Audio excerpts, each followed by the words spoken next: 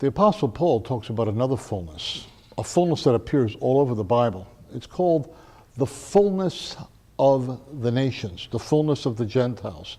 Let me read to you from his letter to the Romans. Paul wrote quite a few letters, as you know.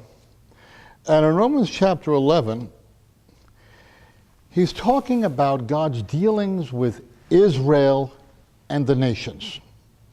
You need to understand that if you want to understand the Bible well, you need to see that God speaks about humanity always in these terms: Israel and the nations. The word Gentiles really means nations, and it applies to those nations which are not Israel. So this is how God speaks: Israel and the nations. And in Romans chapter 9, 10, and 11, Paul talks about what God is doing at the end of history amongst Israel and the nations. And he says, towards the end of the 11th chapter of this great book, he says to his Gentile recipients, he says this, he says, "I do not want you to be ignorant of this mystery, brothers, so that you may not be conceited. Israel has experienced a hardening in part, until the full number," some translations say, until the fullness of the Gentiles has come in. He's saying that the Jewish people in general have taken a pass about believing in Yeshua. He makes a very strong point over and over again in Romans 9, 10, and 11, that that was God's design, that the Jewish people would in general say, "No thank you."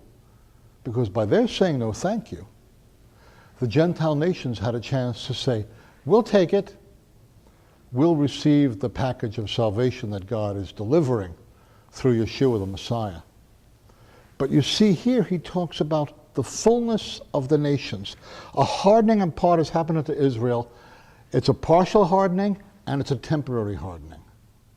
Partial and temporary, until the fullness of the Gentiles, the fullness of the nations has come in. Now, we have another term. Those of you who are familiar with the church world, some of us are, if you're familiar with the church world, there's another term for the fullness of the nations. It's called the Great Commission. Yeshua told his disciples to go into all the world and preach the good news to all nations. And the fullness of the nations is the Great Commission.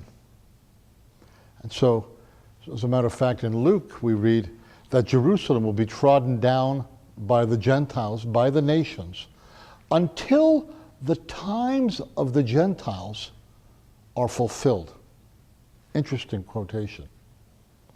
But again, it shows that in the scripture, there is this understanding that there is a fullness of the nations, a time when what God is doing among the nations has reached its culmination, its fullness, when the time of the nations is fulfilled.